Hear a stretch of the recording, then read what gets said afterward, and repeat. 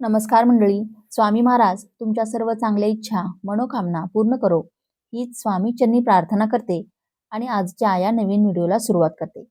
येत्या 15 फेब्रुवारी 2026 रोजी साजरी होणारी महाशिवरात्री ही केवळ उपवासाची किंवा उपासनेची रात्र नसून ती ब्रह्मांडीय ऊर्जा आपल्या बाजूने वळवण्याची एक मोठी संधी आहे. 15 फेब्रुवारी 2026 रविवारी येणारी ही महाशिवरात्री केवळ धार्मिक उत्सव नसून ती संयम, आत्मसाधना आणि स्वतःच्या अंतरातील शिवतत्वाशी एकरूप होण्याची एक महापर्वणी आहे. या पवित्र रात्री केलेली मनोभावे प्रार्थना थेट महादेवांपर्यंत पोहोचते अशी अढळ श्रद्धा आहे. मराठी माघ महिना सुरू झाल्याबरोबरच खऱ्या अर्थाने महाशिवरात्रीच्या आगमनाची चाहूल लागते. या महाशिवरात्रीचे आध्यात्मिक गुपित आणि धार्मिक महत्व अधिक पटीने जास्त आहे. तर पहा, शिवरात्री ही प्रत्येक महिन्यामध्ये येत असते, परंतु महाशिवरात्री ही तिथी वर्षातून फक्त एकदाच येते. कारण माघ महिन्यातील कृष्ण पक्षातील त्रयोदशी तिथीला मोठी महाशिवरात्री साजरी केली जाते आणि हिंदू धर्मात महाशिवरात्री तिथीला खास करून विशेष महत्व आहे. हा सण अत्यंत पवित्र असून या दिवशी शिवशक्तीचे मिलन होते. शास्त्रानुसार असं म्हटलं जातं की महाशिवरात्रीला देवादिदेव महादेव आणि माता पार्वतीचा विवाह सोहळा संपन्न झाला होता. या महाशिवरात्रीच्या दिवशी भगवान शंकराने संन्यास मार्ग सोडून आपले वैवाहिक जीवन स्वीकारले असं देखील म्हटलं जातं. महाशिवरात्रीला जो कोणी विधिवत शंकराची पूजा करतो, भगवान शंकराचा अभिषेक करतो, त्याच्या मनातील सर्व इच्छा, आकांक्षा, मनोकामना देवादिदेव महादेव हे नक्कीच पूर्ण करतात. यासोबतच त्या व्यक्तीला भगवान शंकर आणि माता देवी पार्वतीचा कृपा आशीर्वाद कायम प्राप्त होतो. या दिवशी शिवतत्व हे पृथ्वीवरती खूप अधिक पटीने जास्त प्रमाणात जागृत असते. त्यामुळे या दिवशी ज्या काही सकारात्मक लहरी असतात तर त्या खूप म्हणजे खूप जास्त प्रमाणामध्ये सक्रिय असतात आणि म्हणूनच या दिवशी व्रतासोबतच आपण देवादिदेव महादेवांच्या पूजेसोबतच काही खास विशेष आणि महत्त्वाचे प्रभावी उपाय देखील केले जातात. तर आजच्या व्हिडिओमध्ये आपण एक अतिशय प्रभावशाली उपाय पाहणार आहोत. त्यामुळे तुम्ही रविवारी महाशिवरात्रीच्या दिवशी उपवास नाही केला तरी देखील चालेल, परंतु हे जे एक फूल आहे तर ते तुम्हाला कुठे जर सापडलं मिळालं तर ते अजिबात सोडू नका. या फुलाने आपलं 7 पिढ्यांचं जे काही दुःख दारिद्र्य आहे तर ते नष्ट होऊन करोडपती होण्याची इच्छा ही तुमची नक्कीच पूर्ण होईल. आयुष्याचं सोनं हे झाल्याशिवाय राहणार नाही. तर हे फूल कोणतं आहे, त्या फुलाचं काय करायचं आहे, याविषयीची संपूर्ण माहिती आपण आजच्या या व्हिडिओमध्ये पाहणार आहोत. त्यामुळे तुम्ही हा व्हिडिओ शेवटपर्यंत नक्की पहा आणि चॅनलवरती नवीन असाल तर सबस्क्राईब करा आणि व्हिडिओला एक लाईक करून कमेंटमध्ये भगवान भोलेनाथांचा कृपा आशीर्वाद प्राप्त करून घेण्यासाठी हर हर महादेव किंवा ओम नमः शिवाय असे नक्की लिहा. तसेच बाजूच्या बेल आयकॉनलाही प्रेस करा, म्हणजे जेव्हा कधी मी व्हिडिओ अपलोड करेन तेव्हा त्याचे नोटिफिकेशन सर्वात आधी तुमच्यापर्यंत पोहोचेल आणि तुम्ही एक पण व्हिडिओ मिस करणार नाही. तर हा उपाय आपल्याला रविवारी करायचा आहे. रविवारच्या दिवशी तुम्ही दिवसभरामध्ये कधीही या फुलाचा जो उपाय आहे तर तो करू शकता. आपल्या हिंदू धर्मामध्ये प्रत्येक दिवस हा कोणत्या ना कोणत्या देवांना समर्पित मानला जातो आणि त्या वारा दिवशी त्या देवी देवतांची पूजा जी आहे तर ती केली जाते. त्याचबरोबर विशेष प्रकारची फुले, फळे वेगवेगळ्या देवी देवतांना अर्पण केली जातात. जसं की भगवान विष्णुदेवांची पूजा ही तुळशी पत्राशिवाय पूर्ण होत नाही. तसेच भगवान देवादिदेव महादेवांची पूजा ही देखील बेलपत्राशिवाय पूर्ण होत नाही.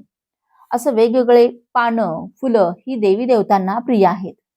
या फळांमध्ये, या फुलांमध्ये एक प्रकारची दैवी शक्ती असते आणि जेव्हा आपण ही फळे, फुले भक्तिभावाने मनोभावे देवांना समर्पित करतो त्यावेळी देवी देवता हे नक्कीच प्रसन्न होतात आणि आपल्या मनातील सर्व ज्या काही कठीणातील कठीण इच्छा आहेत तर त्या मनोकामना नक्कीच पूर्ण करतात. जर तुम्हाला सतत आर्थिक अडचणी येत असेल, आलेला पैसा हा तुमच्याकडे टिकत नसेल किंवा घरामध्ये स्थायी स्वरूपात माता लक्ष्मी निवास करत नसेल कष्ट आणि मेहनत करूनही तुमच्या कष्टाला, मेहनतीला म्हणावं तसं यश मिळत नसेल आणि यामुळे सतत तुम्हाला पैशांच्या अडचणींना सामोरे जावे लागत असेल, सतत तुम्हाला इतर लोकांकडून उसने पैसे घेण्याची वेळ येत असेल किंवा तुमच्यावरती भरपूर असं कर्ज असेल, तर अशा पैशांच्या ज्या काही समस्या, अडचणी आहेत, तर त्या दूर होण्यासाठी हा जो उपाय आहे, तर तो खूप प्रभावी मानला जातो. तसेच तुमच्या मनात एखादी इच्छा आहे आणि ती इच्छा प्रयत्न करूनही जर पूर्ण होत नसेल, तर अशी इच्छा, मनोकामना पूर्ण होण्यासाठी देखील तुम्ही हा उपाय जो आहे, तर तो करू शकता. हे फूल असं आहे की भगवान देवाधिदेव महादेवांना खूप म्हणजे अतिप्रिय आहे. ज्या प्रकारे महादेवांना बेलाची पानं प्रिय आहेत, धोत्र्याचं फळ प्रिय आहे, तसेच हे जे फूल आहे, तर ते देखील भगवान देवाधिदेव महादेवांना अतिशय म्हणजे अत्यंत प्रिय आहे. तर हे फूल आहे बिलायतीचं. बिलायतीचं फूल याला बऱ्याच भागांमध्ये सत्यनाशी असं देखील म्हटलं जातं. आता या फुलाला रिंगणी, ग्रामीण भागांमध्ये रिंगणे किंवा बिलायती, सत्यनाशी या नावाने देखील ओळखलं जातं. तुमच्याकडे तुमच्या भागांमध्ये, तुमच्या गावांमध्ये जे काही बोलत असाल, ते तुम्हाला त्यानुसार किंवा स्क्रीनवरती फोटो आहे, तुम्ही तो बघू शकता. त्यानुसार तुम्ही हे फूल आणू शकता. हे पिवळ्या रंगाचं फूल असतं. ही एक अशी वनस्पती आहे, जी जमिनीमध्ये कुठेही उगवते आणि तिचं नाव सत्यनाशी वनस्पती आहे किंवा बिलायतीचं झाड असेच. त्या झाडांना, फुलांना बिलायतीचं फूल असं देखील म्हटलं जातं. बरेच जण या वनस्पतीला जंगली वनस्पती असं समजून सोडून देतात, परंतु नाही, तुम्ही या वनस्पतीकडे अजिबात दुर्लक्ष करू नका. ही एक वनस्पती तुम्हाला धनवान बनवू शकते. तर तुम्हाला जिथे कुठे हे फूल जर मिळालं, तर ते फूल तुम्हाला तोडून आणायचं आहे. आणल्यानंतर ते स्वच्छ पाण्याने धुवून काढायचं आहे. यानंतर एक तांब्याचा लोटा म्हणजे कलश भरून पाणी घ्यायचं आहे. त्या कलशामध्ये तुम्हाला पिण्याचं थंड पाणी भरायचं आहे, स्वच्छ पाणी घ्यायचं आहे. यानंतर त्या कलशामध्ये, त्या पाण्यामध्ये तुम्हाला 1 चमचाभर कच्चं गाईचं दूध टाकायचं आहे. थोडेसे काळे तीळ टाकायचे आहेत आणि यानंतर हे जे पाणी आहे, त्याचबरोबर हे एक फूल घेऊन तुम्हाला तुमच्या जिथे कुठे घराजवळ महादेवांचं मंदिर असेल किंवा बेलाच्या झाडाखाली शिवलिंग असेल, महादेवांचं स्थापन केलेलं, तर तिथे देखील तुम्ही हा उपाय करू शकता. तिथे गेल्यानंतर सर्वप्रथम तुम्हाला तुपाचा दिवा, धूप प्रज्वलित करायचा आहे.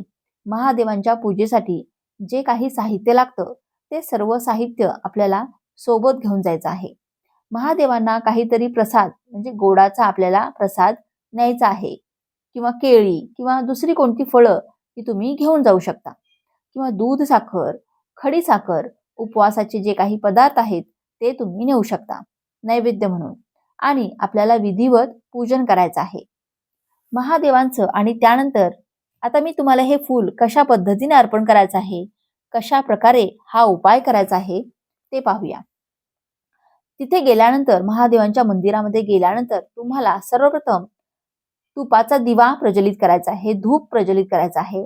त्यानंतर हे जे फूल आहे, तर ते आपल्या हातामध्ये घेऊन तुम्हाला महामृत्युंजय मंत्र आहे, तर तो 108 वेळा जप करायचा आहे. आता मंदिरामध्ये जर जास्त गर्दी असेल, तुम्हाला शक्य नसेल, तर किमान 11 वेळा तरी तुम्हाला महामृत्युंजय मंत्र जो आहे, तर तो पठण करायचा आहे. आणि नंतर हे फूल जे आहे, तर तुम्हाला ते शिवलिंगावरती अर्पण करायचं आहे. हे फूल अर्पण केल्यानंतर दोन्ही हात जोडून भगवान देवाधिदेव महादेवांना आणि माता पार्वतीचं नामस्मरण करायचं आहे. यानंतर ज्या काही तुमच्या आर्थिक समस्या आहेत, तर त्या दूर होण्यासाठी जी काही तुमची मनोकामना, इच्छा आहे, तर ती अपूर्ण असेल, तर ती पूर्ण होण्यासाठी तुम्हाला मनोभावे प्रार्थना करायची आहे. यानंतर ते फूल तिथून तुम्हाला परत उचलून घ्यायचं आहे आणि आपल्या घरी आणायचं आहे. घरी आणल्यानंतर ते आपल्या पैशांच्या पॉकेटमध्ये किंवा जिथे कुठे तुम्ही दागिने ठेवता, पैसे ठेवत असाल, तुमच्या तिजोरीमध्ये तुम्हाला ते फूल ठेवायचं आहे. किंवा तुमचा जर एखादा व्यवसाय असेल, तर व्यवसायाच्या ठिकाणी गल्ल्यामध्ये देखील तुम्ही हे फूल ठेवू शकता. आता हे फूल जितके दिवस चांगलं राहील, तितके दिवस तुम्हाला ते पैशांच्या पॉकेटमध्ये ठेवायचं आहे, पर्समध्ये ठेवायचं आहे. जेव्हा त्याचे तुकडे होतील, पाकळ्या होतील, तर तेव्हा ते तुम्ही निर्माल्यामध्ये टाकून देऊ शकता. परंतु निर्माल्यामध्ये टाकताना एक काळजी आपल्याला घ्यायची आहे की इकडे तिकडे कुणीकडेही आपल्याला ते फूल फेकायचं नाही. तर हे फूल जे आहे तर ते आपल्याला एखाद्या झाडाच्या बुडाशी आपल्याला मातीमध्ये गाडून टाकायचं आहे किंवा घरामध्ये लावलेलं झाडं असतात तर त्या कुंडीमध्ये देखील तुम्ही दाबून टाकू शकता किंवा वाहतं पाणी असेल त्यांनी वाहत्या पाण्यामध्ये विसर्जित केलं तरी देखील चालणार आहे. हे फूल जर आपण शिवलिंगावरती वाहून अशा पद्धतीने आपल्या पर्समध्ये तिजोरीमध्ये ठेवलं तर आपल्याकडे आपल्या घराकडे माता लक्ष्मी ही आकर्षित होते. आपल्याला प्रत्येक कामामध्ये यशप्राप्ती मिळते आणि सर्व आर्थिक समस्या ज्या आहेत तर त्या हळूहळू कमी व्हायला सुरुवात होते.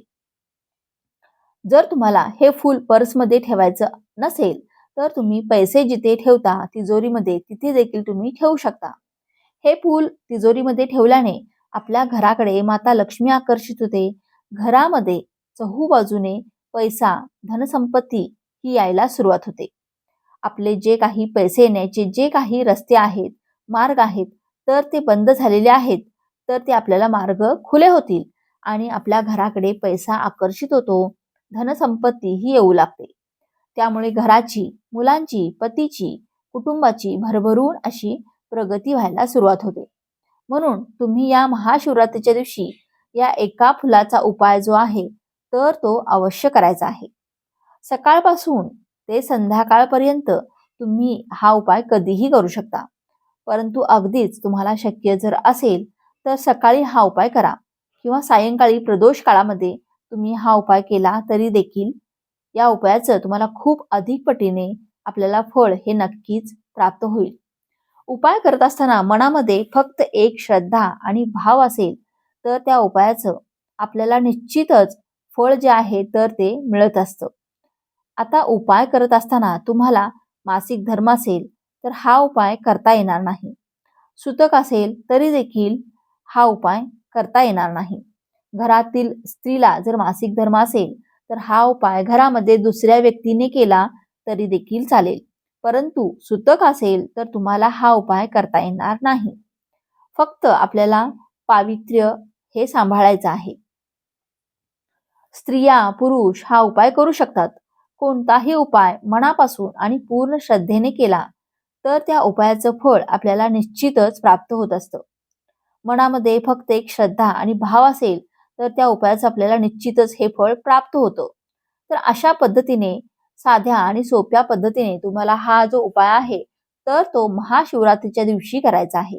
कारण काही उपाय जे असतात तर आपल्याला काही ठराविक तिथीलाच करता येतात. आपल्याला या संधी मिळत असतात. देवांची सेवा करण्यासाठी म्हणा किंवा उपाय करण्यासाठी तर आलेल्या संधीचं आपल्याला सोनं हे करायचं असतं. तर हा महत्त्वपूर्ण व्हिडिओ तुम्हाला कसा वाटला? व्हिडिओ आवडला असेल, व्हिडिओतील माहिती उपयुक्त वाटली असेल तर व्हिडिओला एक लाईक नक्की करा आणि चॅनेलला सबस्क्राईब करून आम्हाला प्रोत्साहित करा. तसेच हा व्हिडिओ जास्तीत जास्त लोकांना शेअर करा. धन्यवाद. श्री स्वामी समर्थ. हर हर महादेव. ओम नमः शिवाय.